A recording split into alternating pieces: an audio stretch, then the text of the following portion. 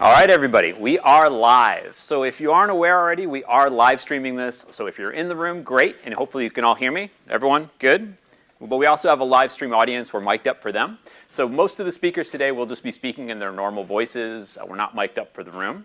But for anyone out there, hopefully you can all hear me. Let the moderators know if you have any trouble with the audio and if you're watching live streamed. And we are live streaming from AWS today. So this is a live from AWS event we're putting on with a number of partners. We're going to be talking about Gen AI. We're going to be talking about SaaS. Hopefully these are the topics you came here to listen to, because if you're not, you might be in the wrong room. My name's Bill Tarr. I call myself a SaaS technical strategist. It's not exactly the title that I have at AWS. And you might be wondering, the title of this is AI Session for Builders and Founders. Why is a SaaS guy up here talking? Why is he the one moderating this event? We've had a lot of conversations as agents, as agentic AI, as just AI in general, has continued to evolve the conversation about where software is going, about what it means to build and distribute software in this new world that we're living in. That always tends to bring me back to SaaS. And all of the tools you're going to hear today talk about not just how we build software. We can go back to our labs today and go build an application in a couple hours now. That's one of the things AI has unblocked for us. How do we actually build it and distribute it and sell it, and hopefully at some point start to make a profit with the software that we're building? That's the topic we're going to talk about today. Hopefully this is going to be interesting for you all. You can hear from some very interesting partners. So let me dive right into this, give you some of the background of why I think this. I think there's an undeniable market for both SaaS and for Gen AI. SaaS is expected to grow to about $308 billion by 2029. That's a pretty big market until you start thinking about the potential for Gen AI. Now we're in the trillions. How do we understand the scope of how we're going to realize this value?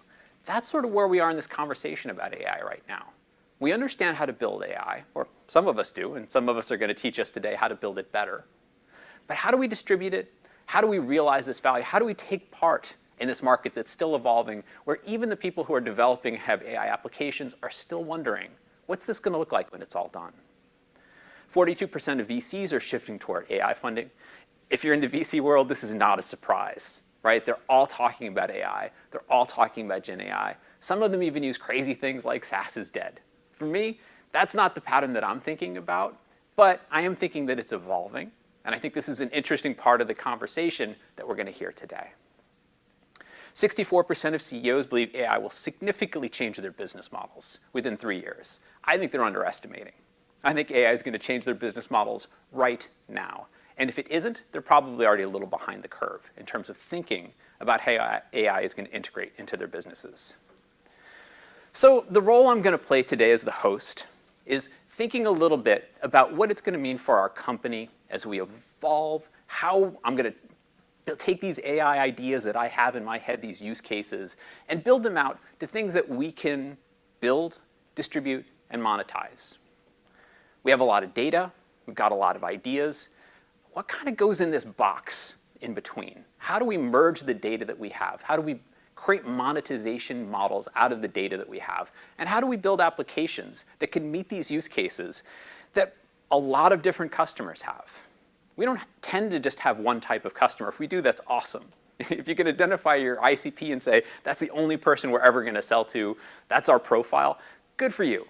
Most of us don't have that. And as we evolve, our customers get more and more complicated. For my company, we have an application for internal customers already.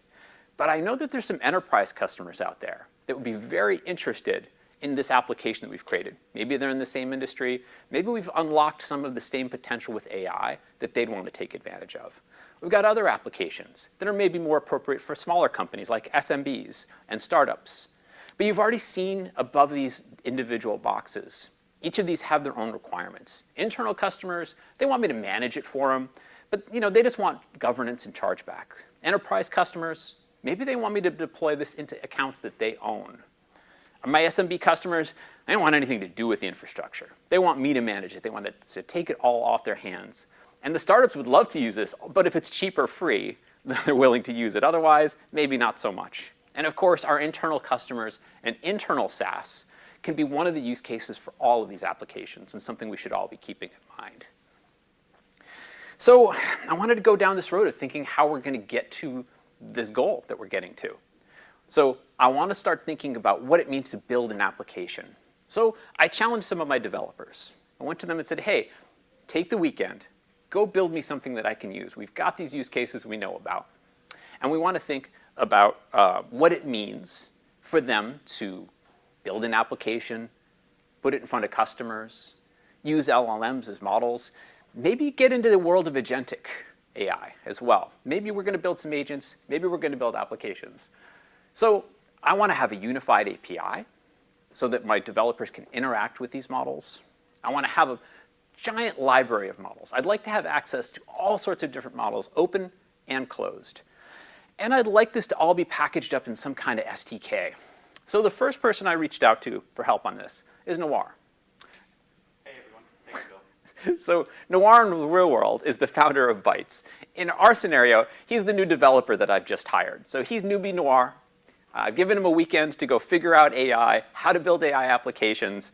And he's come back to us after just a couple of days. Noir, what have you built so far?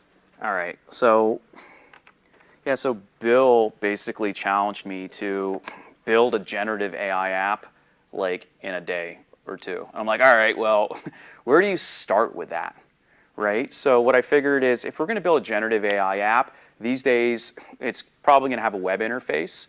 And I think like where I would start is Next.js, right, React, etc. So I figured I would break down his request into a few different steps of building a Gen AI app. Number one, we're going to build a web app. Number two, we're going to integrate some kind of like authing in order for users to be able to log into our Gen AI app. And then we're going to build, of course, the agent on top of all that. It was sort of interesting because when Bill challenged me to build a B2B/enterprise grade Gen AI app in a day or two, it's like, where do you start? Like, what's a good definition of what you're going to build realistically in a weekend? So what I came up with, thanks to Bill's challenge, is what we call the agentic repo. This is my like startup in a weekend sort of thing. So imagine if we can make your GitHub repo agentic. And I'm going to show you guys how I built that using code and a live demo. And I'm hoping nothing crashes or goes crazy because we're live, right? That always happens. But when thinking about this of like how do you proceed building this stuff out, it's like, hey, there's things to avoid when we're building a Gen AI app. Let's avoid using, given we're in the world of React, our own custom UI components. Let's just use open source, as much open source we can to build our Next.js app. And let's also avoid custom AI-like model integrations because we're going to integrate a dozen different kinds of open and closed source models. And if we had to write custom wrappers to integrate with each model provider because they all have their own like protocols, it's just sucks.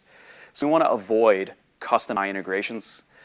And so I sort of broke down the steps as like, let's build an app and let's add agent tools. So I'm going to show you guys how I built the app. And I'm guessing here, how many people just like building Next.js apps is it too easy? I'm just out of curiosity if you guys can raise your hands. It's too easy? Too easy. So 2 people, it's too easy? Not for everybody? Okay. I'm going to try to go a little bit quicker about how to build a Next.js app because it might be like not advanced enough for some developers in the audience. Okay, so let's switch over to what I've done. So here's that README. So I built a repo, and I'm going to show you this repo live and how I built it. The first thing I'm going to do is show you I've got local host here, and we've got a Next.js app just to show you the output, and I'll show you how I built this. Here, let me dismiss this Razor notification. So what we have here is localhost with our startup, like, let's say, marketing page. To do that, what I did is I went and created an Next.js app, and it's pretty easy to do. I'll just sort of show you guys the shortcut. I just went to nextjs.org. I ran this command over here to generate like the shell of a Next.js app. It asks you a few different questions. Do you want to use TypeScript, etc. Right? So that part was pretty easy, and that's how I got this shell over here. All the way over here, that's what this is. I just ran a few commands. I'm not going to run them live to you. I'll just show you the output. And then from there, the next step of like, let's say, building out a Next.js app is having UI components.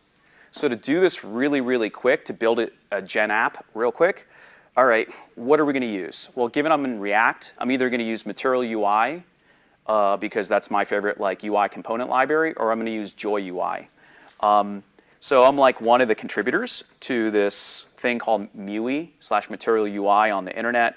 And basically, we use this to build UI components really easily in React apps. So I decided to like not use Material UI for this, but something called Joy. Joy UI, if you guys aren't familiar, is basically a React component library that makes it really easy for you guys to just drop buttons in and avatars in and all sorts of other stuff. So in a few lines of code, you can immediately put together and slap together a Gen AI app. And so, to get started here, I just honestly went to templates and I just sort of like, let's say, borrowed some things. I just like went over here and was like, all right, that looks good enough for this app. So I just took that and I skinned it, right? And that's how we got this right here, right? So I'm not going to go into the source code of the actual components because that's too easy for you guys. But what I'll show you is the next steps that I did in building out this agentic app, which was integrating GitHub as a login method. Because what we want to do is really quickly make your repo agentic. So to do that, we got to have a user log into GitHub to get all sorts of permissions. So that was really easy to do because what I did for this project is I just used Firebase with GitHub integrated. So Firebase makes it really easy to basically use GitHub. You could do it in a few lines of code. So I'll just show you that very quickly. So here's my Next.js app. If you guys aren't familiar, Next.js acts as a router. And I just made it so once a user clicks login, there's like a button called login. So I'll show you that here. Next.js is compiling this. This is all localhost. So if anything goes wrong, it's because I'm on localhost right now. It's like the most dangerous place to do a demo, right? So here's my landing page. If we click continue with GitHub, what's going to happen behind the scenes is continue with GitHub uses Firebase, and I just basically asked for a few permissions so that way I could like manipulate the user's repo. And then we're going to sign in with a pop-up, log them in, add a session cookie, etc. So we click this, we're now logging in, and boom, we now just have access to all of this user's GitHub repo. So let's just hope Next.js compiles and routes me. Looks like it's compiling, it's finished routing. So this is the little dashboard. To build this dashboard, I did the same thing. I went to templates, I just stole a template, quickly modified it. And so now we have access to this user's repos, and what we're going to do is we're basically going to do the next steps of building out this app. So pretty easy, right? Next.js, this is the easy part. React UI, right, components, integrating with GitHub, having permissions to manipulate all their secure code. We sort of did that pretty quick. And now let's move on to adding tools that make it so we can now begin to manipulate the actual repo. And so what I would like to do is I would like to build two tools in this agentic repo. What are the two tools? So I'm going to log out really quickly and show you the two tools I want to build. The first one is I want to make it so when like let's say you have a repo and someone opens up an issue and goes, oh, I've got this like stack trace, your stuff's crashing. I want the agentic repo that we install to automatically reply to open source contributors and be like, oh, I use git blame to find out who wrote the bad code, and I'm going to CC them into your repo. So that way we can actually like immediately address people who are opening up issues, and we could tag the right developer to solve the bug that they wrote in there using git blame. So that's the first tool we're going to build as a tool for the agent. And the second one is it sort of sucks to write change logs, so we're going to have an agent write change logs for us. All we have to do is commit, and then we can tell an awesome story to VCs and the internet community by automation, right? So change logs that write themselves. So to do those two tools, all we need to do from like a plan perspective is we're going to have Next.js write two different routes. The first route is for the issues tool, and the second route is for the changelog tool. What we're then going to do is run functions in those, as you guys know. So let's go into those routes, and let's also see them live running. And let's see if this works. Localhost, come on, right? So I'm going to relog back in to GitHub with GitHub, use into this.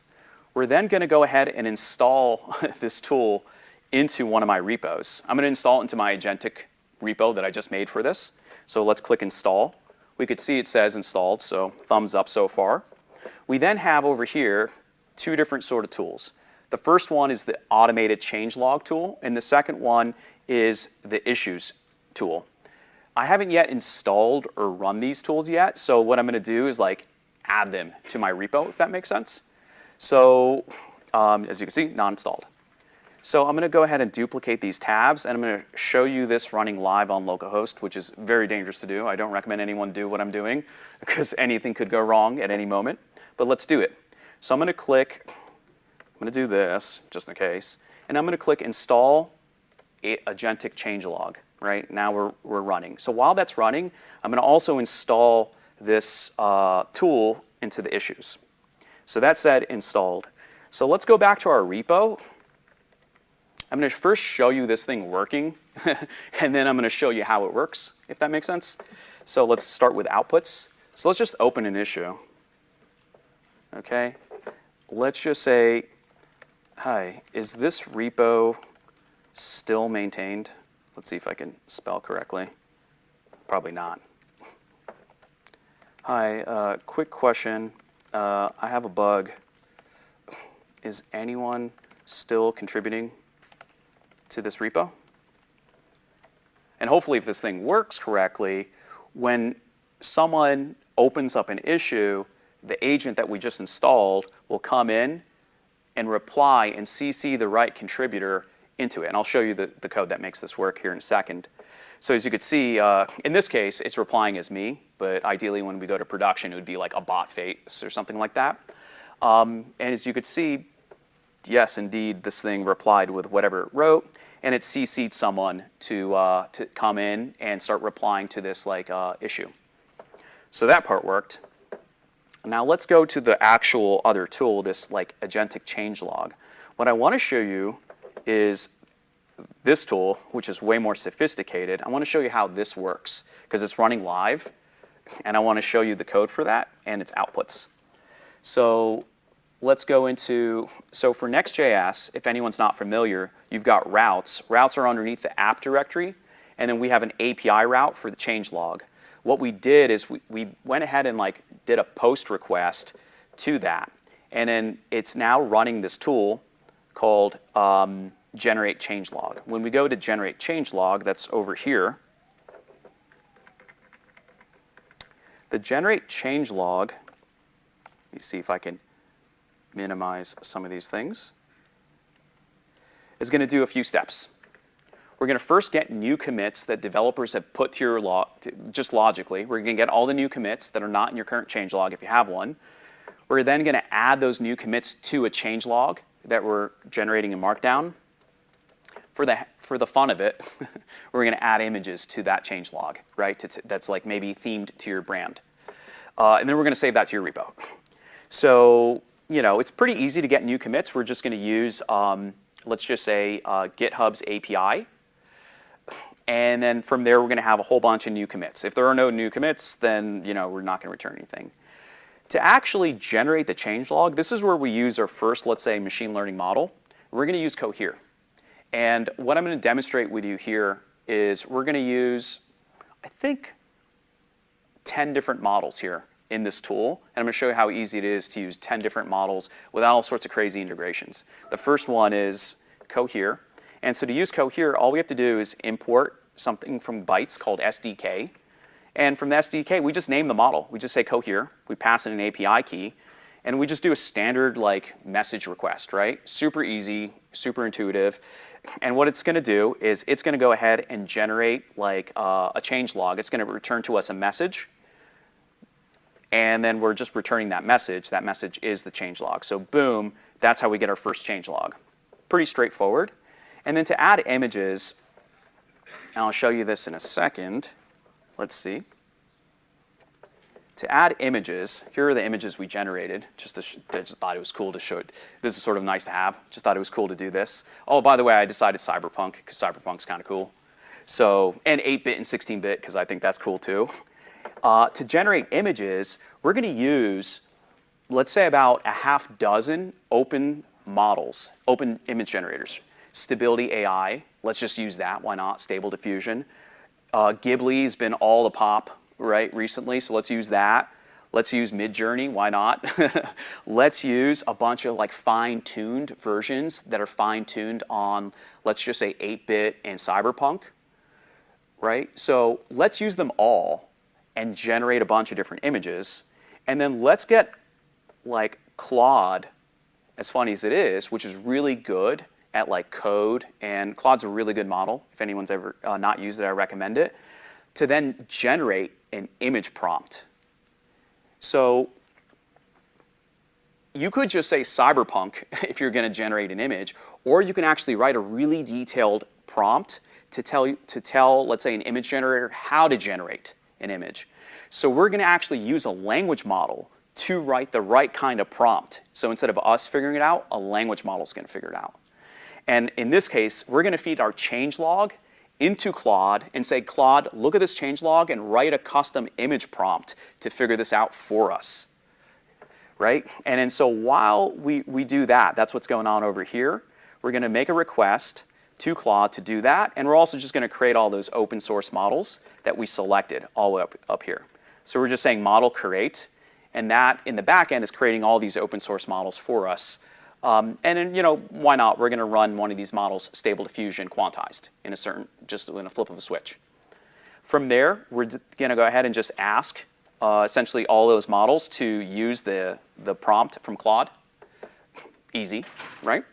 And then from there, we're then going to ask another language model to look at all those images and choose the best one, right? How do you know which image is the best one if you're building? Let's have language models be a judge. LLM is a judge-based systems. So to do that, what we're going to do is we're going to use Gemini 2.5 Pro, which I don't know if you guys saw today, DeepMind released. It's like currently state-of-the-art across a bunch of benchmarks. It's a reasoning model. Let's have it look at things and evaluate them and judge which is the best. So we have a prompt. We feed in the images, and then it then is going to return a single HTML URL, I should say. And what we're going to do finally is we're then going to use Claude again to go ahead and add that image into our changelog that we generated. And I know I'm running through this, but I feel like you guys get what I'm saying, so I'm not going to go over too much of the code details. Like the prompts don't really matter to get this stuff done. And ultimately what we end up having is basically a final changelog that has an image placed on top. So, and then what we do is we save that. So right there, we just used a bunch of different models. It turns out in reality, if you wanted to use Gemini, Cohere, Claude, Stable Diffusion, fine-tuned other models, you would have written a whole lot of extra code. Here we just, in one line, bam, bam, bam, integrated with a bunch of different models and actually focused on building our Gen AI app instead of getting bogged down with integrations. And so the result is a bunch of really cool images. If we go back to our repo, let's go back to code. We now have a changelog with whatever image Gemini thought was cool. I may disagree. I think some of the other ones with, I think the girl with the hoodie was the coolest, but along with the changelog. And so immediately we just generated that. So yeah, so that's really quickly that tool running. And yeah, so just taking a step back, that's really quickly running through that. Next.js, using bytes to, let's say, run a bunch of different models. And that allowed me to build a B2B app that I think would be a really cool startup, let's just say. And now I'm in a position where I could show developers or other companies like, hey man, here's my MVP. Would you install this into your repo? And I could immediately start going to market, working on distribution, iterating with other companies. And I did that really quickly. I'll say one other thing, maybe about Bytes. Yeah. So Bytes, you may have not heard of us. Like if you go to like NeurIPS and all these other AI conferences, you may be familiar with us already. But one interesting thing about us is we're the world's largest AI model provider, which is really cool to say. And like just to show you, so for example, if I go to Hugging Face, here's their model page. They've got 1.6 million models. If you go to select, show me the models that Hugging Face has that's available on their inference API, and you add Fireworks, Replicate, and all the rest of the inference providers, Together AI, et cetera, FAL, there's 33,000 models available on the internet, according to this, via inference API. With Bytes, at the moment, let me pull up Bytes, today we have 72,000 models. So we have, if you sum up everybody from Hugging Face to Replicate, if you summed up everybody, we're more than twice as many as everybody else. And hopefully we just, we're adding every single, hopefully, open model and closed model, all available in one SDK to make it really easy to build agents that use AI models, as well as making it really easy to build generative AI apps that use AI models. So you should definitely check that out. I'll just do like one quick plug, because like I'm a speaker here, which is like if you guys are interested in like trying out our like API, we're basically, if you email us at team@bytes and say AWS Gen AI, we'll give you free credits, enough free credits to, if this is interesting to you, to do 50 million tokens for free every month, 120,000 images for free every month, as well as 2.5K videos every month and more. And so those are just like free credits that you can use our API to just build whatever you envision. So if you're interested in free inference, feel free to like take a pic of this. We'll hook you guys up. Yeah, so now that I feel like I've built something, I feel like it's a really cool like app that I feel like I could actually like, let's say, start distributing. But there's other parts of distributing an app, right? Like getting it in front of people. I want my app to be enterprise ready because I don't know, I'm gonna try to make money off this, and some people consider the repo secure, so there's security stuff, and I've got the beginning of an app, but there's more steps to it, right? I agree, but I think you met a lot of my requirements, right? So I think I saw a unified API for accessing all those models. I saw you using about 10 different models, and I saw an SDK in there. Now, is that the Bytes SDK that we were looking at with the model.run? Yeah, so all I really did here is, behind the scenes where you see this SDK, to make it dry, I like to make things dry, I just sort of wrapped it in a little tool. Behind the scenes, all that really is this line of code, as crazy as it is. You just say imports byte.js, or if you're in Python, imports bytes, and then you just put in your API key, and then you have access to thousands and thousands of models with one API key. That's awesome. That's all it really was. And suddenly you could build whatever. Well, you clearly did a lot in a couple days. So this is really cool, but you're right. I think we still have some questions about where we go from here. So I want to thank you. We're going to take your application, we're going to run with this, and we're going to look at a couple other tools now maybe as well. So we've gone through, we've met the requirements that I gave you, but we have some other requirements too. We mentioned before that we've got a lot of data, right? I've got S3 buckets, I've got Snowflake, I've got some databases out there. There's lots of data still floating around. And we talked about building lots of different applications for different types of customers. We just saw a pretty cool application that uses 10 models. I still have a lot of questions. How did we even evaluate that those were the right models? Did we? Did we take the time to actually think about whether Cohere is the right model or Stable Diffusion? How would we do that? Are there existing tools out there and platforms that might help us to sort of understand the landscape of what's out there just by looking at my data? And so I was talking to some of my friends, and they told me about this really interesting tool called Data Robot. Unfortunately, we're lucky enough today to have Romy here from Data Robot, and he's going to talk a little bit about how their platform can take this concept of an application and really grow it and make it more effective, and also even deploy it if the circumstances are right. And we're going to kind of go from there and talk about how we grow this application. We're going to connect back to SaaS, I promise. One quick plug, because I forgot it in the beginning. If you did come here for the iPad giveaway, if you're in the room, they are going to do a drawing, and it's going to be shipped to you. So the drawing will be done at the end. So make sure you're on the list. If you didn't put your name on the list, make sure you put it on so that we get you in the drawing as well. And with that, I'm going to hand it off to Rami. Thank you very much, Bill. Okay, so when we talk about evaluating an application for your use case, what is that end use case? That end use case is your business problem, and that is what DataRobot lets you get to. It is all about AI that makes business sense, which has been the spirit of DataRobot from quite a while. So just a little bit of an overview of DataRobot. So we have been around for about 12 plus years. I personally have been there for a little less than a year right now. We have 160K plus users. We have 70 plus generative and predictive AI patents, and we're one of the pioneers of AutoML. And then we do really deliver economic and societal impact.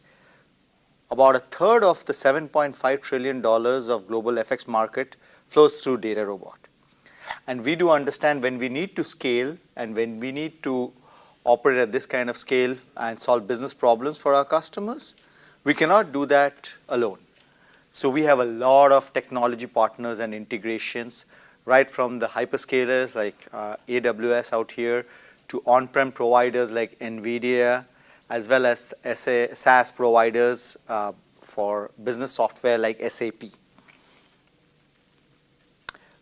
A quick insert. So we have been recognized in the Gartner Magic Quadrant for data science and machine learning, ranked number 1 for AI governance, which is one of the big aspects you require to take your AI applications to production, and the only AI vendor rated so high for data science and machine learning platforms. Now, that's enough with the marketing stuff. Let's get to some meat out here. DataRobot has had an interesting history. It has actually tracked the AI market as it has progressed. Pre-2022, if you think about the phase 1, we were the leaders in AutoML, all about forecasting, recommendation, predictive AI models for solving business problems. Then came the whole OpenAI, the chatbot era, and Copilot era. So you saw a lot of applications being made with some RAGs tooling, front-end chatbot, get an application going, get started. Use cases predominantly around summarization or interfacing for customer experience, so on and so forth. A lot of it was a chat-related interface. And now, in 2025, we are rapidly progressing. It's how rapidly, actually, when we made this slide originally 2-3 months back, we were like, we are entering. Well, now we are rapidly progressing because enterprises are focused on solving specific tasks with applications and agents using generative AI. But what is interesting is that predictive AI stuff has not gone away. It has come back in force as a big part of the tooling for your agentic AI systems. And with DataRobot, what we have is we try to provide that in-between option. You could potentially do it yourself. You could build your application. That was actually a fantastic application, and you did think through a lot of the aspects we would think through, as we saw with Bytes out here. You could do it. It does take some skilled developers, and it takes some time to take it to production because you have to try out different workflows. You have to find deployment for scale, so on and so forth. On the other hand, you could actually have someone build it for you and manage it for you. That's the other extreme. DataRobot comes somewhere in between, where we provide you an end-to-end agentic AI platform for fast time to value. So kind of getting your application into production within days versus the weeks or months it takes today. How do we operate? So firstly, we are agnostic of any cloud or on-prem environment. What does that mean? Well, you can build on DataRobot in one environment. You can seamlessly move between the different clouds or within different clusters or regions in the same cloud, whether it be a public cloud, private GPU cloud, or if you need to do something on-premises and burst into the cloud, helping you sort of giving you that seamless bridge. Let's say you want to move to AWS, you want to move gradually. Well, fair enough. You can build your applications on-prem, gradually move them. At least one less thing to worry about is the operation, the monitoring and governance of your AI applications. We work with any layer of orchestration, so it could be Kubernetes, Run AI, Slurm, depending on the environment. We are sort of an orchestrator of orchestrators, and that was an acquisition we made recently with Agnostic, which runs the open source Covalent tool. Above that, we do not have allegiance like saying that, oh, any one LLM. We offer a broad suite of LLMs as well as tools which are available. You can bring your own credentials, or you could use DataRobot credentials to access both open source tools by deploying them, or open source models rather, for deploying them, or use proprietary models which are hosted and you consume them serverlessly. You can consume them hosted on AWS, which is in Amazon Bedrock. You could actually consume them directly. Let's say if you want to use OpenAI and compare it with Anthropic and Amazon Bedrock, absolutely, you can do it all on DataRobot. What we provide are the tools for building, operating, and governing your agents. So an end-to-end agentic lifecycle platform. And then we provide you app templates for some of the common value applications based on our years of business experience to help you get started with solving your problems pretty quickly by distilling your business problem down to AI problem. So what is the goal that we'll help customers achieve in each of these pillars of building, deploying, and governing? In the build world, we actually let you prototype multiple different agentic workflows side by side very quickly, evaluate them, no restrictions on the kind of LLMs you use, of course, within certain bounds out here. And then we provide you a comprehensive suite of tools and models to build these applications. Once you have compared different models and found the best ones for your use case, you can easily deploy it. You can deploy it on GPUs in any cloud or on-prem and burst into the cloud. You could test it for scale. You could set up auto-scaling. You could also have your disaster recovery such that you could move from one cloud to another or one region to another quickly. All that can be easily set up with DataRobot. Now comes the fun part. Building and deploying is great. When you want to put this into production, you really need to set up monitoring to make sure that your app is behaving as desired. So it's not just operational metrics, but also guardrails, as well as observing how your app is doing in production, being able to trace what is the root cause of how something is doing in production and why. All of that is made easy with DataRobot's trace tables and tracing solutions. And we provide you a single pane of glass to observe all of your AI assets and monitor them in one place. And then finally, to govern them, you can govern them using DataRobot's AI registry as a single source of truth. You can deploy your models anywhere, whether it be in DataRobot, whether it be outside. All you need to do is once you register it, you're basically also giving it a last line of defense where someone is registering the tool and your agentic AI application is such that it's not having a tool running a malicious application, malicious code out there underlying the specific tool. So you can apply the governance best practices. We also generate compliance documentation for most government regulations today, and we continue to add more regulatory frameworks into our platform. The Covalent platform, Covalent acquisition, which happened this February, it was primarily to augment our multi-cloud and multi-environment credentials.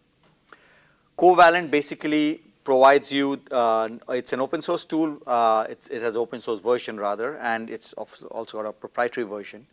It'll let you orchestrate your clusters with Kubernetes or Slurm in any particular premises, whether it be cloud or on-prem. Now, you could also specify things like optimize for latency, optimize for availability or cost, and the orchestrator of orchestrators will find a way to move your workload between those different clusters which might have different orchestrators individually out there. So I wanted to, instead of going through each feature, I wanted to bring out an application we built with our partners SAP on something which is probably top of mind for many of you out here. Maybe just around forget AI and everything, but what is like top of mind for everyone or a lot of people in this room right now? Happy hour. That's one thing. What else? Agnetic workflows. Sorry? Agnetic workflows. Okay, wonderful. So I said outside the world of AI, and you said happy hour, yes. The price of beer on that happy hour, is that a bit of a concern for you? Sure. And that's, tariffs. So one of the things we worked with SAP was, how can we take into account tariffs and think about your supply chain in that context? For the people in the room, you should be able to hear this video. For the folks on the live stream, I'll stand very close so that you can see the video.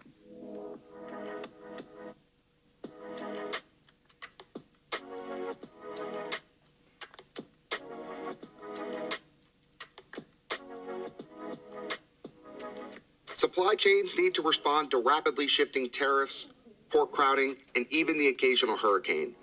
For many organizations, these shocks create a scramble of late nights and emergency meetings that can go on for weeks. And that's why we're launching agents that collaborate with supply chain teams to support normal operations and extraordinary challenges. Now, what do agents need to meaningfully contribute? They need to provide access to all the relevant data and insights, whether internal or external. They need to provide a way for your team to check their work, and they need to surface business-critical decisions for your approval. Today, we're showing you 3 agents that meet that challenge.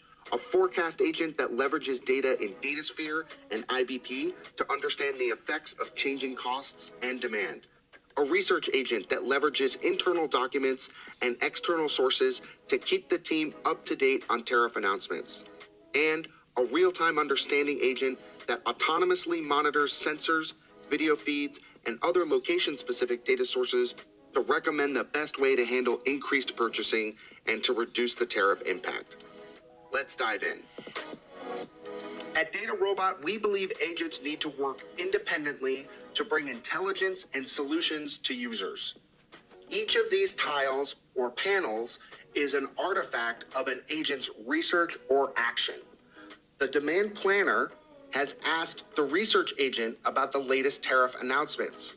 We can see here the report, which includes articles and web links from both internal documents and external news sources. Using this research, the forecast agent then modeled the effects of tariffs on costs and inventory. The forecast agent returned these artifacts so the demand planner can review them and ensure correctness. At the top, we can see a forward-looking 12-month of costs compared to a scenario with the increased tariffs.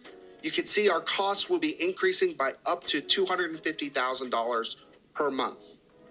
We can see the source code and the process the agent took to create this artifact, which leverages both historic data from DataSphere and a DataRobot forecast.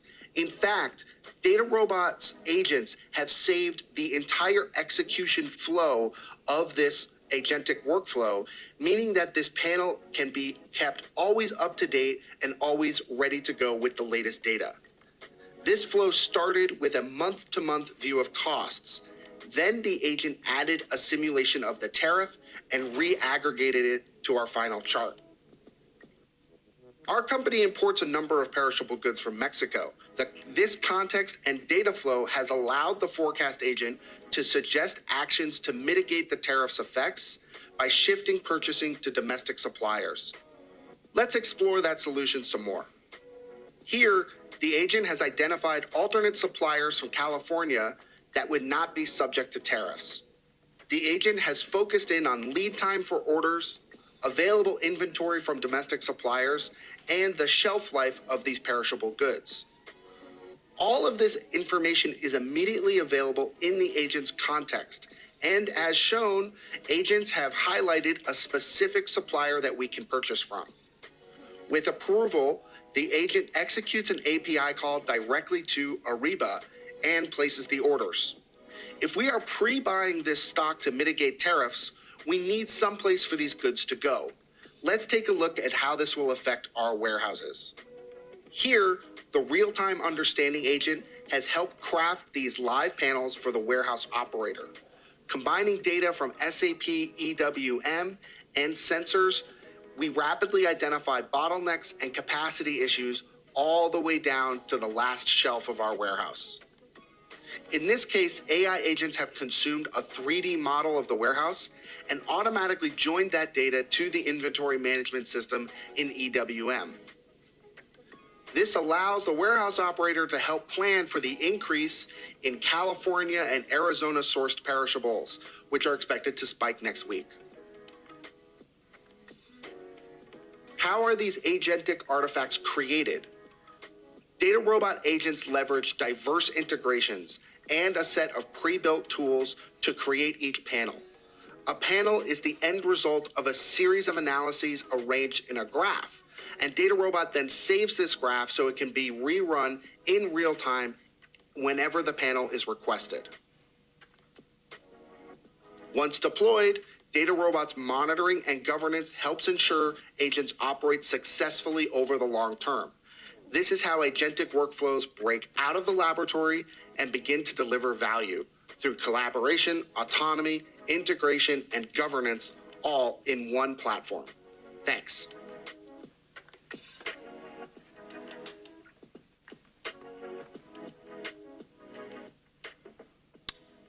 So that summarizes how you get this something into production. Basically, you should be able to trace your entire path, why agents made some decisions, explainability of all of that, and then finally, ensuring that you can optimize your supply chain for the different variables and factors out here. Okay. So I think when I'd heard about Data Robot from my sources, I think I only heard a small part of what you do. I think I'd really heard about the workbench and your ability to evaluate these different models. It sounds like there's a lot more going on there in terms of deployment, in terms of governance. So it's really good that you were able to come and fill us in about some of those details. So thanks a lot. Really appreciate it. Thank you very much, Bill. All right. With that, I'm going to take over the screen again here. And we've gone through a lot of things about building applications, right? So there's some stuff about governance and deployments here as well. But I promised in the beginning I was going to spend some time talking about SaaS. So true to my word, the word SaaS is going to start appearing now, specifically a SaaS control plane. When we as a team, the SaaS Factory, talk about SaaS, one of the primary drivers for how you grow and operate your SaaS models and how you scale this application from an application that we can show on the screen to all of you being able to consume, purchase, pay for this application is the control plane. We take our application, we put it in this box, and we build all of these tools around it that really turn an application into SaaS. Those include onboarding and metrics, managing our tenants and tiers, and then all of the tools that we provide for the back-end developers and the operators of our system to interact with it. We provide tools for provisioning those applications and managing the users who use them, and we build some common tools across the top of those. We have a tool that we've built internally called the SaaS Builder Toolkit. I put a QR code up here, but if you're interested in it, feel free to reach out. This is sort of a pre-baked version of a SaaS control plane. It's a great tool, and it can be useful for some companies, but it still involves a fair amount of lifting. Like you can take this, it's open source, it's free, you can go start building your SaaS control plane, but there's still a fair amount of work to take an application and start deploying it with SBT. But for this application we're talking about today, we mentioned a few things. We're trying to get these out as quickly as possible to as many different customers as possible. Customers who want this in their own accounts, our internal customers who want us to manage it for them, all the way down to startups who just want a free version of this that they can use for a while and figure out if it's valuable to them. So all of these different deployments to their accounts, to our accounts, and then in particular, how are we going to govern all of these? This is probably the biggest topic where AI has refocused me back in on SaaS. We've gone from, well, we're managing all of your software for you, to we're managing your software, but we have to be really responsible for what this software does, because AI is very powerful and it's capable of real damage, right? Like you could have hallucinations in the real world could have impact if we have high value applications. What do those mean? How do we handle them? Can we use Data Robot for evaluating our models? Are there tools we can use to secure and to distribute our application?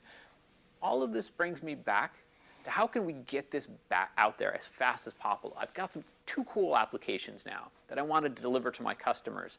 And that's what made me think of Omnistrate. How can we build a SaaS control plane as quickly as possible and start putting this into customer accounts, into our accounts on their behalf, even creating free tiers and selling those as quickly as possible. So with that, I'm actually going to introduce both founders of OmniStraight today. We already have Kamal up here, and we're also going to have Alok up here in a little bit, and he's going to actually demo how OmniStraight can take the application we've been building. It's not actually the application we've been building. So this is actually going to be just a fake version because it would have been a little too hard to coordinate the parts. But any application that we can think of, an AI application or even a non-AI application or an agent, how do we deploy these out to our customers and operate them as SaaS, keeping in mind all of those boxes we were talking about? How do we bill our customers? How do we meter the solution? How do we manage our tenants and the tiers they belong to? Keep all of these topics in mind and think about how OmniStraight can help make these easier for us to manage. And with that, I'll hand it off to Kamal. Hello. Thank you, Bill. Hello, everyone. I am Kamal Gupta, one of the founders of OmniStraight. I also have Alok, who is our other co-founder. Great to meet you all. So I think the previous speakers talked about how you can do the model discovery, how you can host the model, how you can build an app, how you can deploy an app. But that is if step one. How do you then go from doing the technology innovation to also be able to basically distribute your apps to multiple businesses? Like where and how do you track your tenants? How do you handle your deployments? How do you handle your infrastructure? Who is going to orchestrate that infrastructure? What about all the operations stuff, like managing the health of the agent, or if there is a data involved, taking the backups of the database, the whole data around it. So the whole thing works seamlessly. So that's where I think there are two sides of innovation cycle that has to go in parallel.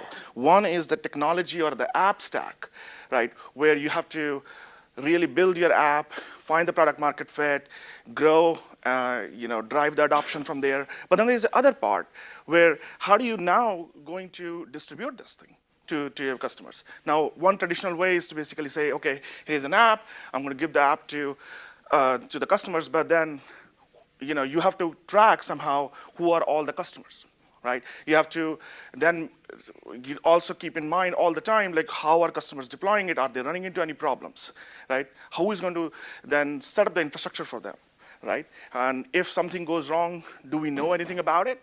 And how do you deal with the operational issues that's associated with it? What happens if you have to provide an upgrade or a new instance type from AWS come out? Like how are that going to get updated? And all of that management aspect that you can imagine, from going from an app to building a multi-tenant app, which is deployed for the customers so they can start getting the value without having to, dealing with the, the consequences of, deployments and infrastructure and operations, that's where,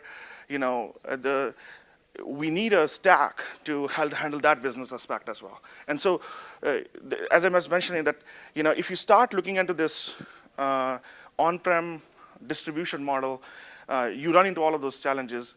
And one way is you start automating those things. And you will see very quickly that will start turning into something like SaaS, right, essentially. And that's where, I like to spend a little bit more time is basically I like to go a little bit more into the different stages of the SaaS that typically businesses go through, especially B2B businesses. The first thing is basically to make their agentic app or whatever AI application they have, how do they make it self-serve for their customers? So they can come in, they can just deploy the app and start getting the value from it. They get notified about the usage and they pay for what they use, essentially. The second aspect is we have to then manage, as I was mentioning, like on behind the scenes, whoever is building the B2B businesses, you guys have to also then manage the tenants and deployments and infrastructure. So somebody has to deal with that. The third aspect is it's not just important to just build something once and be done with it, right? The reality is that you have to get insights into what's going on. How are customers finding value from this? How are they using it? How much is the usage going on? And so you have to get that feedback cycle from all of your customers. And how are you going to do that at scale? That comes the next challenge. Followed by it's just not enough to build this distribution channel and get these signals. You have to really work with, you have to find the right customers, and in order to find the right customers, you have to be on the storefront. I call it AWS Marketplace front. You have to be listed there. You have to co-sell with them. And so there's an entire journey that one has to take from really just building an app to building a successful business that is generating revenue, making profit, and so on. So I would argue that every B2B app needs a SaaS product. And what is a SaaS product, or what does it take, is essentially, as Bill was mentioning, a SaaS product is nothing but your app and your control plane. Or you can think of it as a control plane, shrink wrapping your app, essentially doing all the things I was mentioning earlier, and that gets you to build your SaaS product. Now, what is control plane, right? I think it's a little bit of a jargon, so I thought to spend a little bit more time into that. So there are two aspects of it. One is the aspect about how your customers are going to use your SaaS product, and which involves things like enabling deployments in whatever environments they are, wherever your customers are. Some customers they might be okay with you hosting the entire agentic application, you running the entire infrastructure, but some customers may not be okay with that. Some customers may want to be able to your agentic app to be deployed in their account. Now, how are you going to deal with that, right? And so having an ability where your customers, you can meet the needs of your customers wherever they are, and you can deploy your application in any environment, in any configuration, whether that is in their account or your own account, whether that is an air-gapped environment, or even different settings or level of sharing of the infrastructure itself. There is a lot goes in there, and so you need the flexibility to be able to meet all of those demands and with different customer base of yours, and be able to provide that. The second aspect is really just everything around deployments, like from visibility to governance to insights. The customers expect those to be there, along with obviously the usage and billing. But that's just the one aspect from the customer's point of view. There is a separate, altogether a different aspect that your internal team needs to be able to operate and run a SaaS, right? Because it's just not sufficient to, let's say if you're running an agentic app or multi-tenant app in a shared environment or shared cloud account for your customers, you need a mechanism to be able to deploy this infrastructure in an asset-safe way. Like, how do you make sure that different tenants or operations are happening at the same time in the same account, that they are not going to interfere with each other, that they will always be reliable, and they will not and will guard against the failures that are happening, with all the infrastructure layers. So that's one aspect. The second aspect is how do you distribute provide updates to your software? How do you answer the questions like, who are all my customers? What subscriptions they have? What deployments do they have? How many deployments are they running? Are they running into any problems? Are there any security updates that needs to go out? How is my cost margins looks like for different deployments or different tenants? So those are all the open questions that the team will be asking to understand how the business overall is working. Then finally there's some aspects about putting the security controls and getting the compliance, and it's making sure to always stay up to date. And compliance can go as far as putting those controls in place and making sure, having the visibility and making sure those controls are put in place.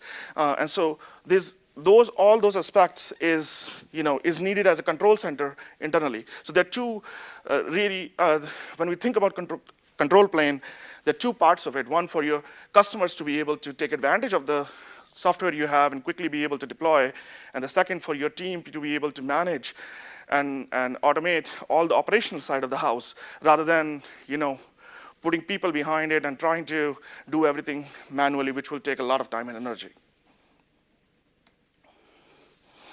So if I quickly zoom out from my previous slide, where does control plane fit in? I kind of lied before when I said, SaaS product is a control plane plus app plane, or control plane plus your app. It's actually more than that, because it's not about just you having an app, being able to deploy it in a cloud environment, having a control plane, but also you have to do the work that is needed from the SaaS distribution, SaaS go-to-market perspective, which is setting the pricing, the sales, and marketing, and work with really the cloud providers to, how to effectively partner with AWS, like AWS as a marketplace and co-sell program. And so how do you now become a partner, have your listing, transact with AWS Marketplace, and co-sell with Marketplace? Those are also all the things that are very important to do in addition to just having a control plane. So by now it should be very clear who we are. I talked so much about control plane. So we are control plane as a service. I think the thing that we are proud of is if anybody who has an app, whatever artifacts you have, could be your container image, could be your Helm, operator, customize, you just throw in whatever artifacts you have.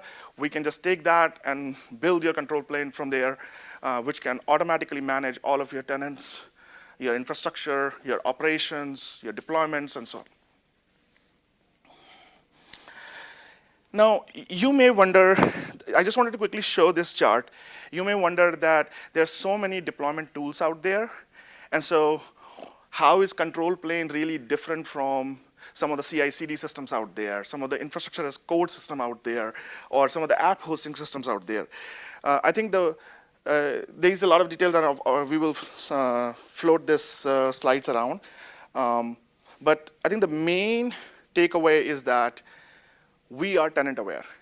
And so every operation, every deployment, the infrastructure aspect, every operation that we do, every backend operation that needs to be done has to be tenant aware. And that adds a complexity to the whole equation. And so that's one of the key differentiation with all the other CI/CD and the infrastructure and code systems out there versus the control plane, which is really helping meant to solve the B2B business problems to distribute and automate the operations. We're powering dozens of startups and enterprises in production today. And we have a lot of partners here today as well. Thank you to all for working with us. And with that, I'm going to hand it off to Alok, who is going to do a quick demo. We have an app, and we're going to show you how we can take a single tenant app to a multi-tenant app in different configurations and quickly start distributing your software without having to go through and rebuild a lot of these components again and again. Right. Awesome. Thank you, Kamal. Perfect. So yeah, as Kamal was saying, right, so I think the main structure for what Omnistrate is today is basically these abstractions. I mean, if you think about what Bytes did, which is just for you to be able to reuse some of these models, they provide a single unified API. It's a simple SDK that you actually just plug in, one API key, and that's it, right? So that's kind of this, if you think of, now telescoping back out, what does it take to actually build a SaaS product? All of these different modules are essentially what's packed into the Omnistrate SDK today. So essentially, if you think about your app, it starts off with a piece of code that just runs on your laptop, just great, a single user, everything's fine, right?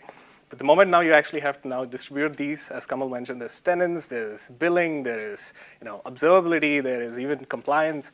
All of these are modules that you essentially can start plugging into your app without you actually having to interface with a number of different SaaS providers if you need, right? And so this is essentially a way for you to do a quick start, jump straight in. So I'll quickly pick that up today and then see how we can actually go from a repo that's literally just nothing but a chat bot, if an agent, essentially, if you want to think about it that way.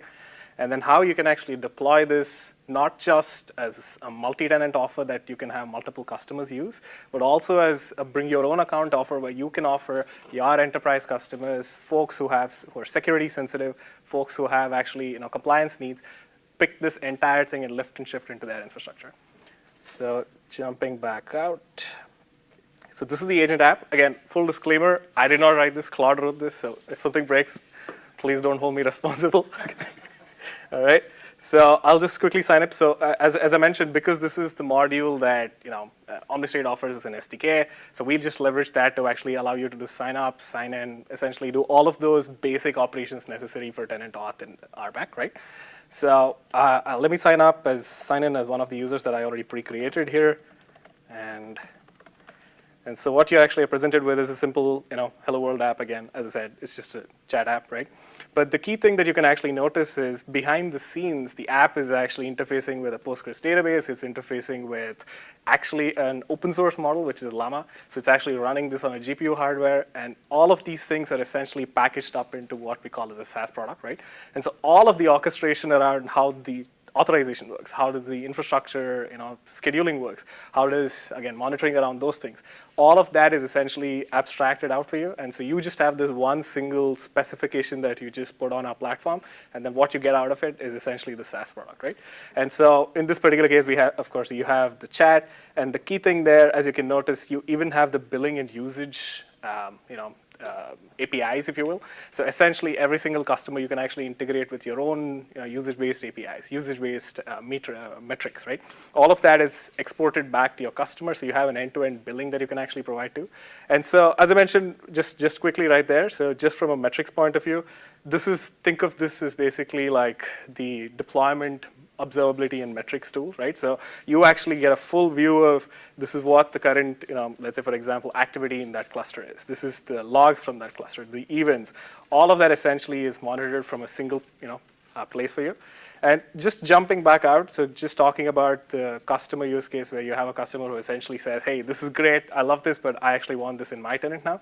So we actually provide this interface right here, right? So for your customers to essentially go in and then onboard their cloud account, very simple, just one click, select the app, that's basically your B2B app right here, select CloudFormation, put in the AWS account, and we take care of all of the RBAC and IAM and everything necessary for us to manage your application in their account through your control plane, right?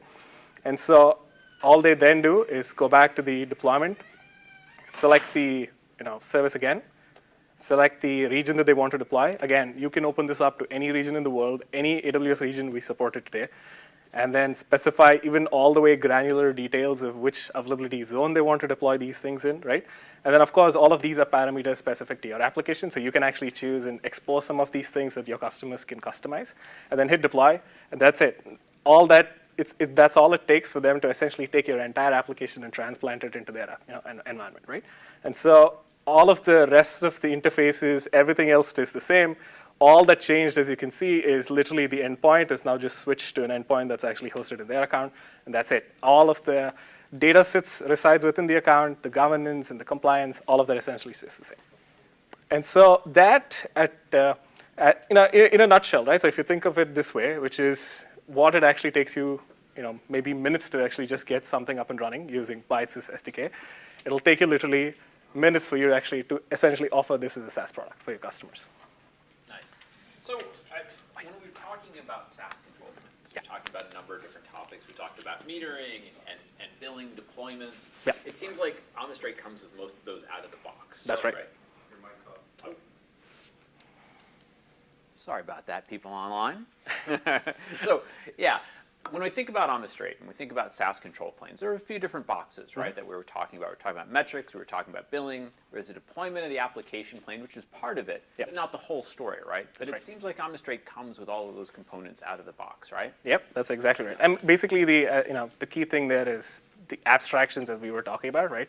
It's too low level today, and so we are essentially figuring out what's important for you to actually, because you're focusing on building your application, you don't need to, mess with the details of like how infrastructure is provisioned for it. I think that goes back to the point of the whole OmniStrate. Like we really wanted to, abstract some of these modules to make it simple for everyone to just take it off the shelf and kind of use it. Now, of course, we allow customization, so you don't have to use and have all the modules use it. You can bring in your own module. Like, for example, you want to do the observability your way, you can plug in your own module. The billing, we adhere to all the open interfaces. The other thing is that there are some, like when we talk about control plane, we stay to the definition of the SaaS control plane, but when we talk about SaaS, is much bigger than that, right? We have to do the go-to-market, and that's where some of the other partners like Labra, we can talk later, and they come in. And so now how do you, okay, you build something, a technology stack which can deploy and manage infrastructure and so on. How do you now market and co-sell with AWS? Let me ask you a hard question, though. So it took him 2 days to build my application. How many days is it going to take for you guys to turn this into SaaS so that I can sell it to my customers? So the joke we have is that we have one of the customers, enterprise customers, they were trying to go and build a DBaaS. We, for the first time in the entire history of that company, it's like a 20-year-old company, that we built, engineering was ahead of the marketing, and marketing was like, it took them 20 days to find the name, and we were done in under a week with them to have the entire, and customized to the, they were able to customize some of the UI elements as well, that they wanted to, how they want to present themselves. They were able to understand the concepts and get the training inside. So within a week, they had a SaaS offer out to their customers. I love it. All right, so we've gone pretty far. We're 2 weeks into this application. We've got an application. We've fine-tuned it with the models, with our Workbench and Data Robot, and now we've actually got it deployable. But there's still some challenges when I think about SaaS. If you remember way back in the beginning, a long time ago, you remember that? Remember a long time ago? We were talking about how we were going to have enterprise customers. One of the first problems we run into when we try to sell to enterprise customers is their understanding of security and governance. When we talk about those topics with AWS, we often talk about them in terms of a shared responsibility model. So you've seen something like this before, I'm sure, if you've worked with AWS. Traditional SaaS, a lot of those responsibilities are on the SaaS provider. You know, if you're using Salesforce, most of the responsibility, the data lives in their account. You don't even know what version of Salesforce you're on when you're using Salesforce, right? You click in, there's a UI, everything looks wonderful. But SaaS, even before we get to AI, has a number of different deployments. When you start to think about hybrid SaaS, where maybe some of the data lives in your own accounts, well, some of that shared responsibility is shifted back onto you as the customer. The SaaS provider still is responsible for maybe handling that data, but maybe that data is actually, the data and the encryption of it has shifted back to you. Maybe there's models like infrastructure of SaaS, if you ever use a database as a service. A lot of that may live in your own accounts. You know, if you use certain databases as a service, they actually deploy it all into your own accounts. And then there may be things where it's completely in your own accounts, right? There's not even an application plane that you're logging into on the SaaS provider accounts. Bring your own account SaaS, as we sometimes call it. And AI lives somewhere in that space, right? Somewhere in between this infrastructure of SaaS, where most of it is in your account, to maybe all of it being in your account. And we've seen both models happening with AI. So this shared responsibility model is getting a little bit more complex, and with it, the security concerns that come along with it. So I was asking around trying to figure out where I could help to solve some of these enterprise security problems that I'm having, and somebody pointed me to Vinay. He said, listen, White Swan's actually been working with this, thinking about how to secure AI applications. So let's listen to Vinay, listen to how White Swan locks down AI applications, and think about it not just from an application perspective. Remember, we're building SaaS here. How are we locking down the application and the model, but also how are we locking down our deployments and making sure that those are secure? So Vinay, take it away. Thank you. You're able to hear me? Fine? Yeah, okay. Sometimes the mic is a little low. Great presentation, right? Like, you know, so we are on Omnistrate. We were a monolithic software. We are using the product to get deployed. So one of the things which we do is we do identity security for AWS, where we discover all the service accounts, all the identities, machine, as well as human identities, and then we allow just-in-time access. So that's what we did, for the last year or two since we've been in existence. And agentic has come up, Gen AI has come up, and these workflows are very different, right? Like, how you actually think about authorization, how you think about applying policies. It changes everything because it's so dynamic. So I have some design constructs here, right? Like, obviously, we are talking about the product, but it's early days. So I'm just going to talk about a couple of design constructs, 3 design constructs, which can help you secure your AI applications in a better manner. These things you might know, and some of these things we feel are some new concepts. So again, right, like, one of the big things which we have seen when developers are developing Gen AI apps is data overexposure, right? Like, it means accessing data beyond its scope, sensitive info leaked in the output. And the second one is prompt injection, right? Like, different types of malicious prompts which can actually override system behavior.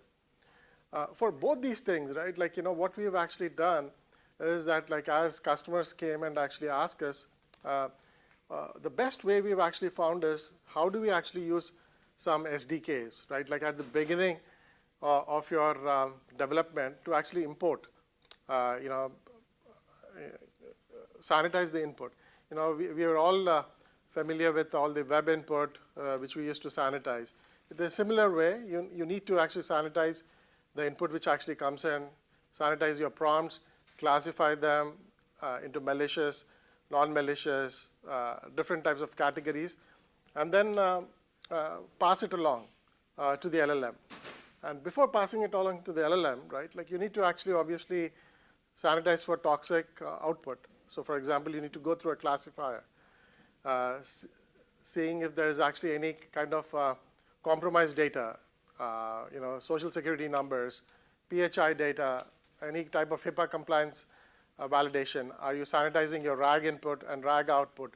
All these different things, right? So there are tools out there. Like, we are working with a partner which we have actually included. It's called Pangea. Happy to show a demo there. But the idea is that as developers, you just include a simple library, check for your prompt injection, make sure your data is actually sanitized before it is actually fed to the LLMs, so that your chat output does not leak credentials. But all those things are good, right? Like, I think we've seen a little bit of innovation around in the last 1 to 2 years around these areas, around prompt injection and how you sanitize data before it actually gets handed over to the LLMs, so that we don't get into trouble. But how do you actually deal with this new MCP constructs, these Gen AI apps, where you have a lot of access challenges, where you have plug-in and tool overreach? Frankly, as Awar was exhibiting, it reached out and actually fetched a lot of some GitHub repos. There might be some sensitive GitHub repos. There might be sensitive data where you actually reach out. If you have a one access token, one service account, which is out there, how do you actually prevent that from going amok? So the problems, really what we felt, right, like, as we were adapting our access methodology, because we have predominantly, like Whiteswan was built around secure access. Like, how do humans access cloud workloads or Gen AI workloads? And now agents are actually accessing all these different data. So basically, they're not just tools, right? Like, they're autonomous decision makers, and they're accessing a number of different tools. We treat them as just API clients. We don't. We give them hard-coded keys. We saw that, right? Like, we gave them API keys or a secrets token, and it's basically going back to the same model, which is like the old static RBAC model, which we all have, right? Like, we have thousands of roles. When we actually go to cloud infrastructure, we have like 5,000 roles, and we are just confused. So we publish and curate these roles, and then we say, you come with a self-service portal, you'll attach to a certain role, and then we assume it. That doesn't work for agentic. It just doesn't work, because how do you actually get access to data? You don't want to actually add friction to your AI agents in there. And then you want to do that without making sure that, like, things don't slow down in an organization. But you have to do it in a way that agents don't get over permission, and then we are able to actually do just-in-time access also. So the way we actually treat it is, we feel like instead of these roles, right, like, this, like one of the organizations we talked to had like about 1,000 roles, which they actually used for certain applications, certain hard-coded entities, which they need to attach.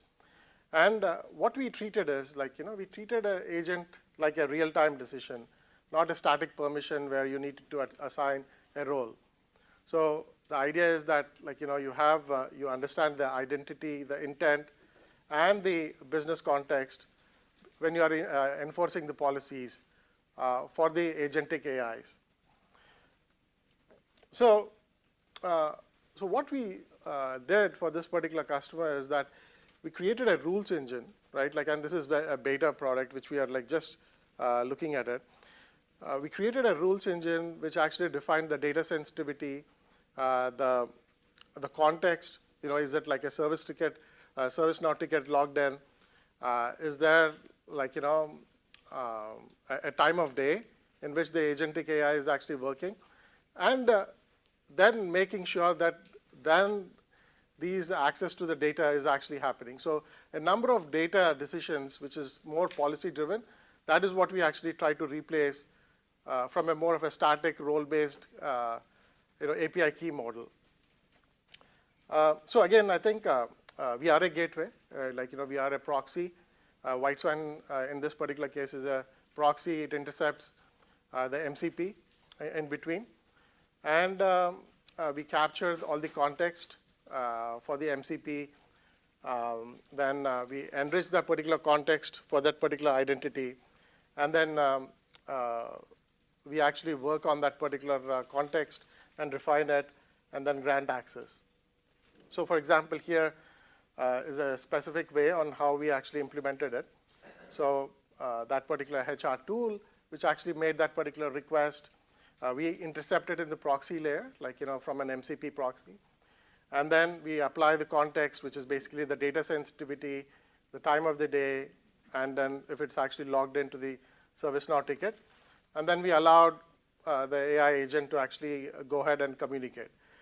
This makes it very easy to actually implement in an agentic workflow. So obviously, this is not a new thing, right? We have, for example, the AWS CDAR policy engine, which is actually applied.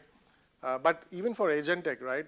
Because we are thinking more in static keys and OAuth tokens, and that can lead to a lot of trouble down the road. So agentic needs to be modeled along with human identity, and a policy-based way is actually best driven here.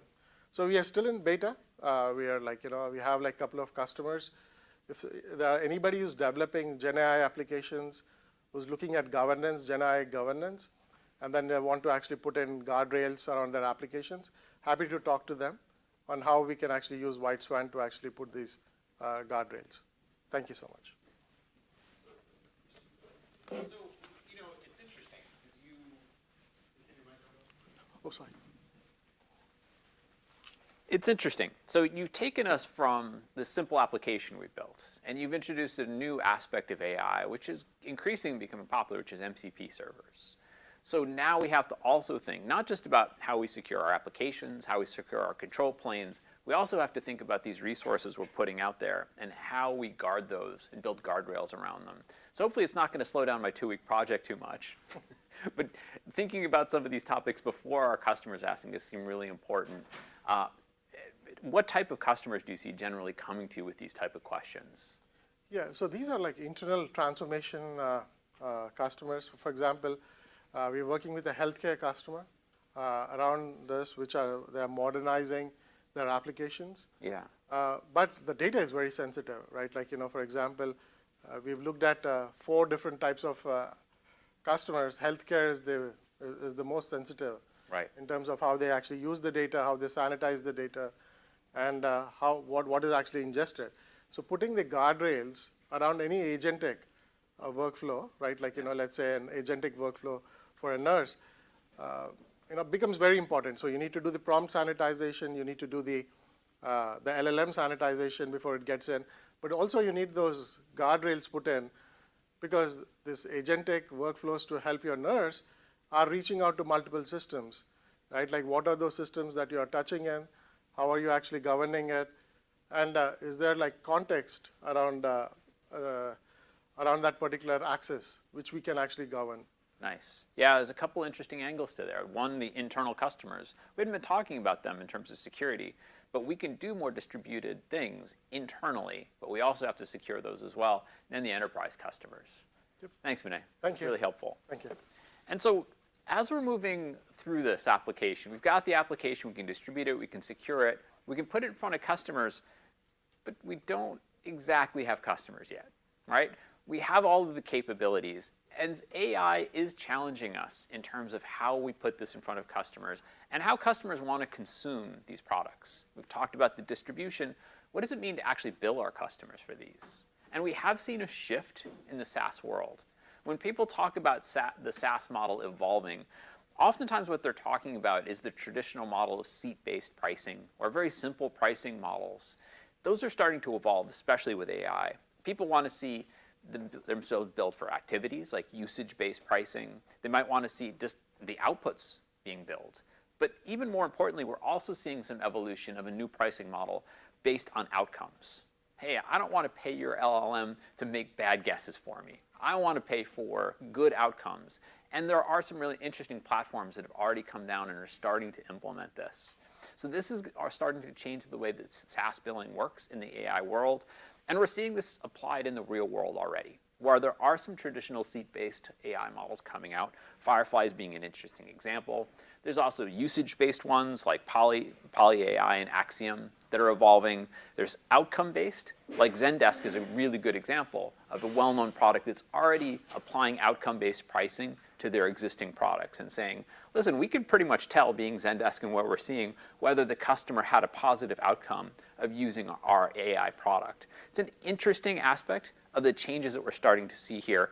And of course, we're seeing hybrids, because every time you have different models, someone decides to sit in between. So we see plenty of people like ServiceNow that are applying these different models in combination, because really when you're talking about SaaS, you want to have different pricing models that appeal to different types of customers. All that said, I need some way to bill my customers for all of these different models. Well, you've heard people mention Marketplace a couple times along the way here. So, of course, we want to make sure we have enterprise customers. They often prefer to consume their products through the marketplaces, like our AWS Marketplace. So I thought it would be important for us to connect with somebody who has a company that knows how to do this for us, this undifferentiated heavy lifting of going out and building on the marketplace. Let's talk to Labra and see what Sri has to tell us about how we can get our applications to Marketplace more quickly. Thanks, Bill. Sure. So I understand I'm the last presenter before our happy hour, so I'll make it brief. So show of hands, how many are building on AWS currently?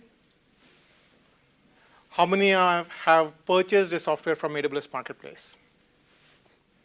How many of you have sold software from AWS Marketplace? Okay. And that's the problem we are trying to solve here. So when we think about cloud or AWS in particular, we think about like compute storage network and like cloud native services, etc. But one of the new trends that is happening right now is AWS and its consolidated spend is being used to sell and purchase software. So this is being driven by multiple trends. One of them being enterprise customers are committing more and more cloud spend to one of the major cloud providers, AWS being the leading provider here. And they're using 25%, up to 25% of their committed budget to use to buy software through AWS Marketplace. And this in turn is presenting an opportunity as well as a problem for like ISVs such as yourself on how to go to market via this new channel. To get started on any of the cloud marketplaces, there's a lot of integration requirements that need that is undifferentiated heavy lift that product teams usually have to solve. And that's kind of the reason, that's one of the ways we start working with ISVs. But as well as, it's not about just selling to one single customer or a second customer. It's more about how you're using this as your primary go-to-market channel, and this is something that I'm going to speak to you about today. So Labra, we're a 3.5-year-old startup. We are used by many startups, about 300 of them, as well as quite a few enterprise companies like IBM, Proofpoint, Checkpoint. So it's not just enterprise ISV selling on cloud marketplaces, it's also quite a few startups selling on cloud marketplaces, and we see more and more startups using this channel as a primary go-to-market channel.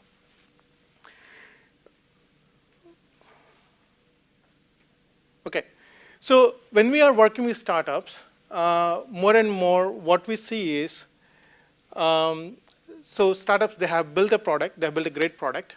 They have like way of distributing using products such as OmniStraight. They have secured it using companies like Whitespan. But then now they need to sell, they have a couple of enterprise customers who are ready to purchase the product. But the enterprise customers turn around and say, like, I'm only going to purchase this if you're going to go through cloud marketplace. And that's kind of the shift that we're seeing more and more ISVs who come to us and say, like, hey, I have this customer who's ready to purchase us, but I don't know anything about cloud marketplace, and we need to be live within like 2 to 4 weeks. And which is where we kind of start working with the customer to get them listed. We take care of all of the requirements that is required to get listed on the cloud marketplace. Yeah, go ahead. Yeah. So did you say the main reason why they want cloud marketplace is because that way the budget is all clear? That's correct. It's all That's one of the reasons. Can you repeat it for the people on the line? Yeah. So the question is the primary reason ISVs want to list on marketplaces because of the budget reasons? Yes, that is one of the reasons.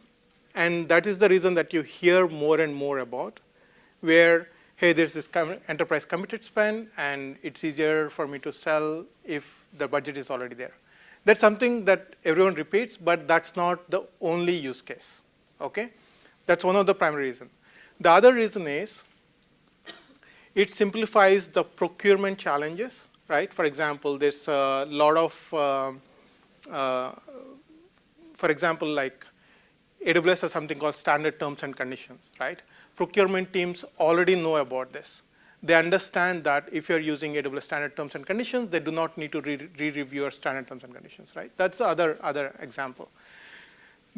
Another one is, which is something that I'm very passionate about, is ISVs are using this as a way of distributing to locations that are beyond just US, right? For example, if you have a buyer who is outside of US and you don't have no presence in that geographical location, but you need to start collecting payments, etc., there's a lot of operational overhead, and this is where, like, selling through marketplace has an advantage, right? So there's multiple challenges here. However, the more and more you hear about is the enterprise committed spend, but that's not the primary way, right? That's not the primary reason. So we have ISVs who are still have this tactical need. They need to get listed on marketplace, etc., right? So they start doing a few transactions via cloud marketplace, understand it removes the friction, understand the benefits, etc. And as they're showing wins, which is where it opens up a few more doors, right? Next comes a co-selling. What is co-selling? Co-selling means you're working with a cloud seller on the other end, and together you are helping complete this transaction, right? There are benefits here, right? One is obviously that completing the transaction is very helpful for an ISV, but for the cloud seller, it increases like their customer usage of cloud. It helps advance some of the customer use cases, etc. So it's a win-win transaction for working with the cloud sellers. But to get there, you need to be positioned well in advance. What that means is it's not about just listing your product. It's also about making sure you're completing like various requirements, such as not just from listing, but also like product guidelines, such as like completing your foundational technology review, making sure you have it deployed in AWS badge, positioning your product so that whenever someone is looking at it from a marketplace, that yes, you can purchase from marketplace. Yes, it is backed by services such as vendor insights. That means that you're showing complete security posture for your buyers, that you not only are meeting them, but you're also continuously meeting them, right? So positioning your product is very, very important before you actually get to co-sell. And that's where like programs such as ISV Accelerate, or nowadays it's called SaaS Co-sell Benefits Program, come into picture. So it's important that you start listing, you do a few transactions, but also start getting into these programs. So you're very well positioned to start working with the cloud sellers, right? And this is where you start working with cloud sellers, complete the transaction, and that's where the flywheel starts taking into effect, right? As you start working with more and more cloud sellers, you make new contacts, start breaking your entire accounts, and that's like essentially like the flywheel effect. Any questions so far? No? Okay. The other thing is, like, as this flywheel effect takes into picture, it's also important to make sure that you're integrated with your various systems that you're using, such as CRM. That's where, like, most of your contract data is. Maybe like a quoting system, maybe like a finance operating system, et cetera, right? So it's important to make sure like all of these systems are integrated end to end. So it kind of like is a smooth flowing transaction. The other benefit that we see that I'm very passionate about is like a little bit about my background. Like I used to run a services company called LiveX Labs. We're a channel partner. And we actually used to sell software such as like observability, security, monitoring, et cetera, for our end customers, right? So we are channel partners selling ISV software to our end customers. Channel-led growth or channel partners are supposed to be driving 50% of marketplace spend in the next couple of years. What that means is it's not just you selling to customers as well as selling through cloud sellers. It's also activating a few channel partners who you're working with as an implementer or a reseller and making sure like you are expanding your reach into your buyers. The next one is, right now, marketplace seems like a private offer mechanism where, like, customers are just you're working already with the customers. You have negotiated all the pricing. You still have your sales team doing everything, and in the end, you're using marketplace as a transaction vehicle. But that's not what marketplace is supposed to be. It's supposed to be in a easy way for buyers to identify your software, do like quickly deploy and see how, like, see the benefits of your software, and convert from that PLG free trial experience to paid customers, right? So this is where like we see shifts happening with programs such as Buy with AWS, free trial demos, request a private offer, where customers can, from your website, request like, hey, give me some custom pricing, which is not listed on like your regular pricing page, for example, right? And this is also where like integrating with your business systems is important, because if a customer is requesting a private offer, you want to be very quick in getting back to the customer, right? So this is all good. We have talked a lot about cloud marketplace. We talked a lot about SaaS, but how does it affect GenAI? So SaaS is one of the primary drivers on marketplace, but there's quite a few other deployment methods as well.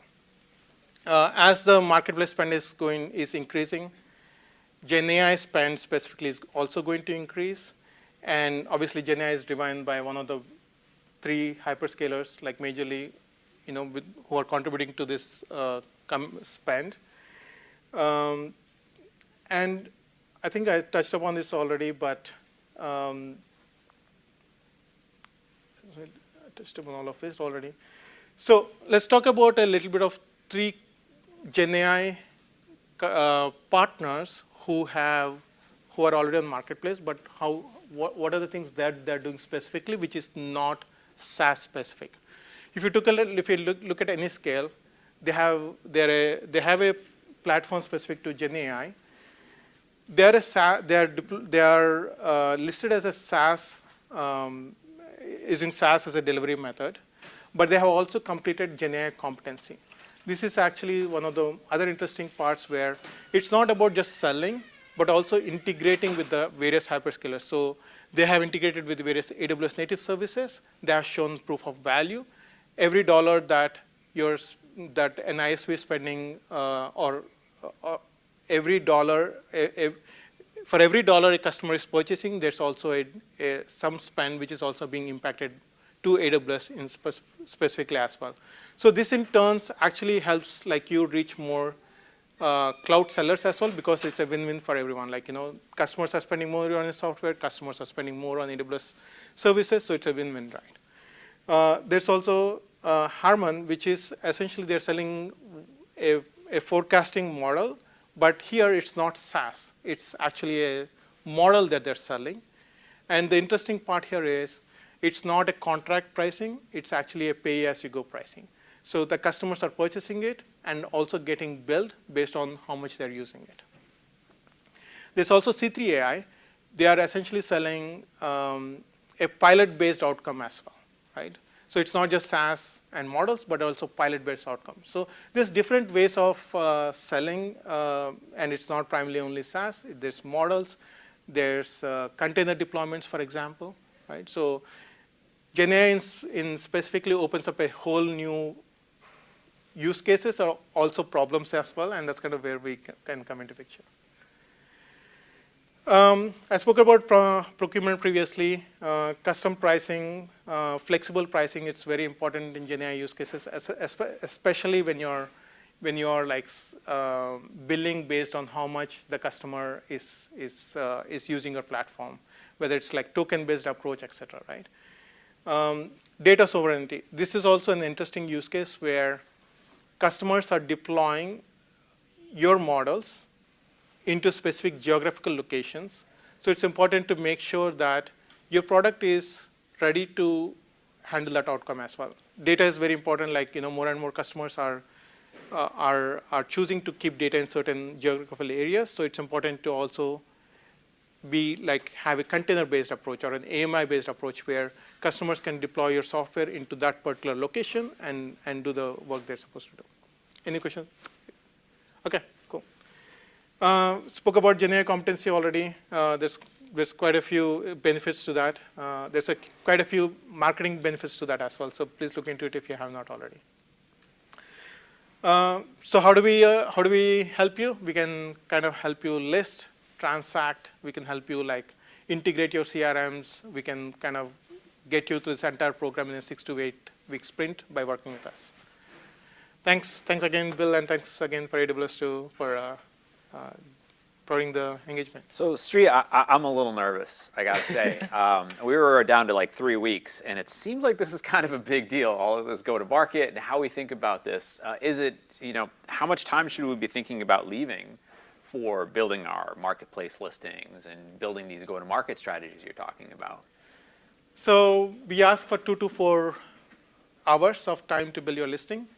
And we only need your logo, what your product does, what your pricing. Hopefully you have all of it already.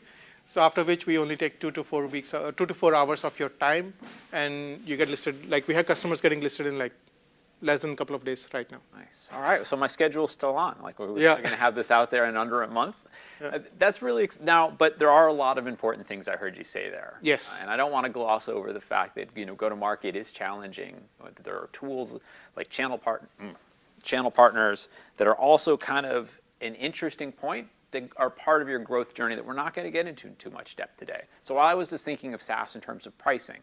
How do we price the product? Is it usage-based? Is it outcome-based? Where you list, how you list, where those customers procure from. Do they procure from you? Do they procure from partners who are selling on your behalf? Some really interesting and complicated parts to that journey. But we're live. Hey, we've got this product. We can sell it. We can put it in front of customers. That's a pretty good start to this journey. Now we can work with a partner like Labra, and they can help us to evolve this go-to-market journey. Now I want to pause for a second. I haven't had a chance to call your attention to the back of the room where we have John Meyer from Myers Media, who has been recording the whole time. John, why don't you come up and take a picture of the room, if you don't mind. If you'll take a second. This is a great room. You guys have been an awesome audience.